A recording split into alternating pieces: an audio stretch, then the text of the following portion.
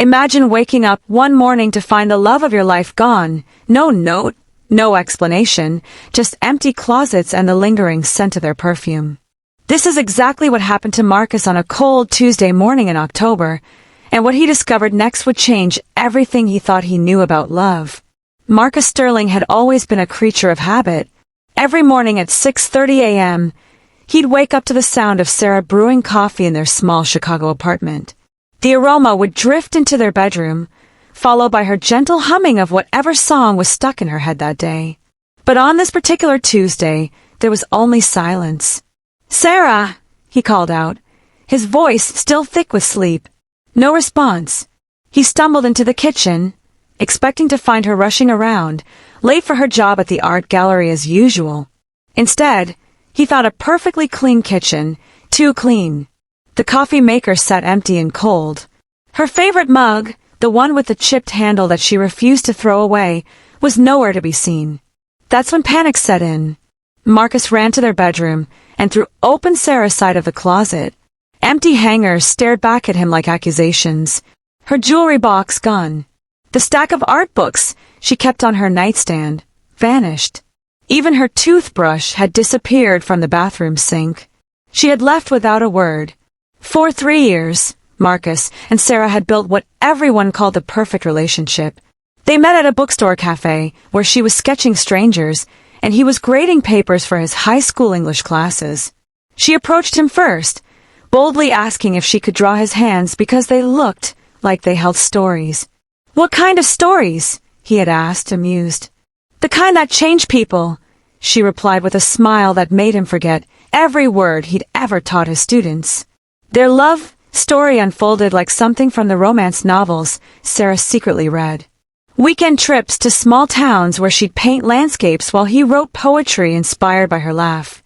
Late-night conversations about dreams and fears, curled up on their second-hand couch with Chinese takeout growing cold between them.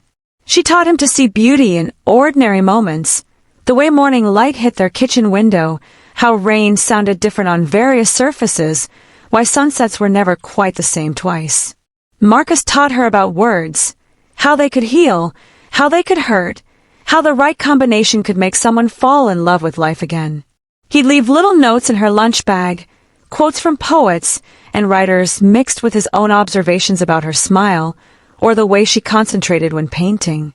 But now, staring at the empty spaces where her life used to be, Marcus realized he had missed something crucial. Some story that her hands had been trying to tell him. The next few days blurred together in a haze of unanswered phone calls and sleepless nights. Sarah's phone went straight to voicemail. Her co-workers at the gallery claimed they knew nothing. She had simply called in and quit, effective immediately. Her best friend, Jessica, dodged his calls for a week before finally agreeing to meet him at the same cafe where he and Sarah had first met. "She made me promise not to tell you," Jessica said, stirring her latte nervously. "But I can see what this is doing to you." "Tell me what?" Marcus leaned forward desperately. What could be so bad that she couldn't just talk to me about it? Jessica pulled out her phone and showed him a text message from Sarah, sent the night before she disappeared. "I can't watch him sacrifice his dreams for me anymore. He got accepted to Columbia's graduate writing program, Jess. Full scholarship. He never told me, never even applied. I found the letter hidden in his desk. He's throwing away everything he's worked for because he thinks I need him here. I can't be the reason he doesn't become the writer he's meant to be. If I stay, he'll never leave. I love him too much to let him settle for less than extraordinary." The words hit Marcus like a physical blow. The Columbia acceptance letter, he had hidden it so carefully, had convinced himself that staying in Chicago with Sarah was what he really wanted. He remembered the day it arrived, how his hands had shaken as he read it, how he'd looked around their small apartment and decided that this life with her was worth more than any dream. But she had known. Somehow, she had found out and made an impossible choice. "Where is she?" he whispered. "I don't know," Jessica replied, and for the first time, he believed she was telling the truth. She said she needed to disappear completely, otherwise she'd be too tempted to come back. That night, Marcus sat at his kitchen table with the Columbia letter spread before him. The deadline to accept was in 2 days. Sarah had orchestrated her departure with surgical precision, leaving him just enough time to make the decision she felt he couldn't make with her in his life. For the first time since she'd left, Marcus cried, not just for losing her, but for the impossible beauty of her sacrifice. She had loved him enough to break both their hearts, so his dreams could live. 3 months later, Marcus stood in his new apartment near Columbia University, boxes still unopened around him. His first week of graduate school had been everything he'd imagined and nothing like he'd expected. The classes were challenging, his professors brilliant, his fellow students inspiring. But every sunset still reminded him of Sarah, and he found himself saving quotes in his phone that he wished he could share with her. His phone buzzed with a text from an unknown number. "I hope you're writing again. I hope you're becoming everything you were meant to be. Thank you for loving me enough to let me love you this much. S."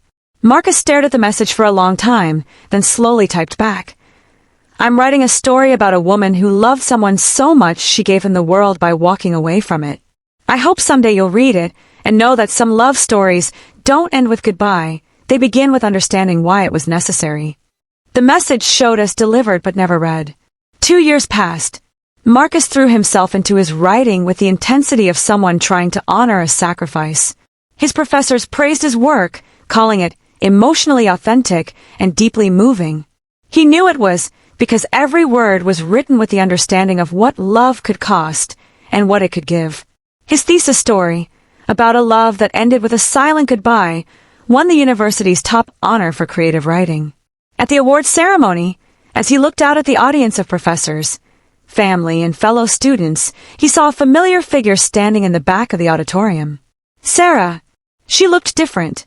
Her hair shorter, her clothes more professional, but her eyes were the same.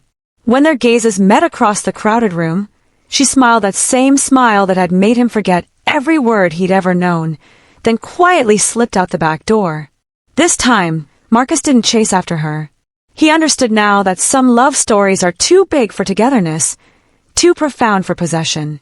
Sarah had taught him that the deepest love sometimes means loving someone enough to let them become who they're meant to be, even if it means walking away. Later that night, he found a small wrapped package outside his apartment door. Inside was a painting, one he'd never seen before but recognized immediately as Sarah's work.